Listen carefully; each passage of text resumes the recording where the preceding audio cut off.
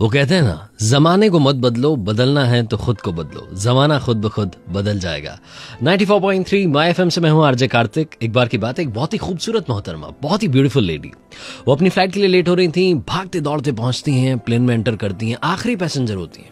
अंदर जब पहुंचती हैं, अपनी सीट के पास जाती हैं तो उदास हो जाती हैं, नाराज होने लगती हैं। क्यों?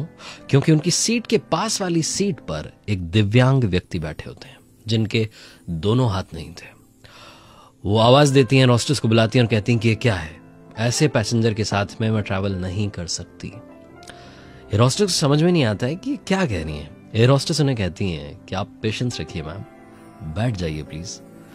लेकिन ये जो खूबसूरत सी मोहतरमा थी, ये कहती नहीं। एयर हॉस्टेस को समझ नहीं आता कि इतनी अच्छी खासी दिखने वाली महिला जो है वो इस तरीके से बात कर रही हैं। कहती हैं ठीक है मैम, आपने कहा है, हमारे लिए तो हर पैसेंजर इंपॉर्टेंट होता है। मैं अंदर जाती हूँ, कैप्टन से बात करती हूँ, कुछ सोल्यूशन निकालते हैं।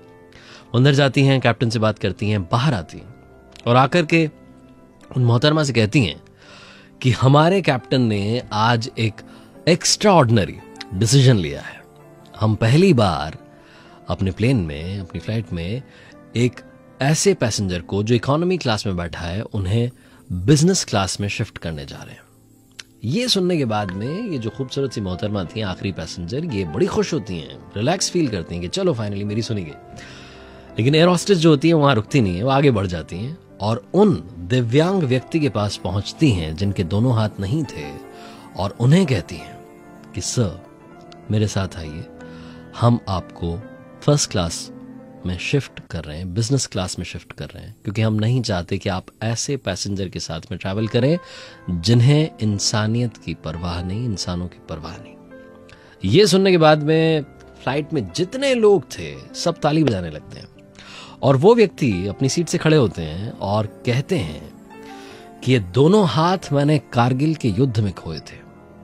और जब इन मैडम की बात सुन रहा था तो मुझे लगा कि किन लोगों के लिए हम वहां जान गंवाने के लिए तैयार हैं। लेकिन जब कैप्टन का फैसला सुना और आप लोगों की तालियां सुनी तो मुझे लगा कि नहीं, हम देशवासियों के लिए ही लड़ाई लड़ रहे हैं। ये छोटी सी कहानी हमें बहुत सारी बातें बताती है। पहली बात कि जिंदगी में सीरत खूबसूरत होनी चाहिए, सूरत में कुछ नहीं रखा। दूसरी बात, जो व्यक्ति जिंदगी में ये सोचता रहता है कि मैं ऐसा दिखता हूं, वैसा दिखता हूं, रंग के बारे में सोचता है, हाइट के बारे में सोचता है, पर्सनालिटी के बारे में सोचता है, अगर आपकी सीरत अच्छी होगी तो जिंदगी में, दुनिया में आप कुछ भी कर सकते हैं।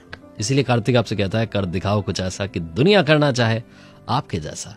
और याद रखिए, अगर आप कुछ अच्छा सुन रहे हैं तो आप माय एफएम सुन रहे हैं। अगर आप जयपुर में हैं तो मेरा शो सुबह सुनना ना भूलें, 7 से 11 और 7:20 पर सुने। हर दिन एक नई कहानी। चलो आज कुछ अच्छा सुनते हैं।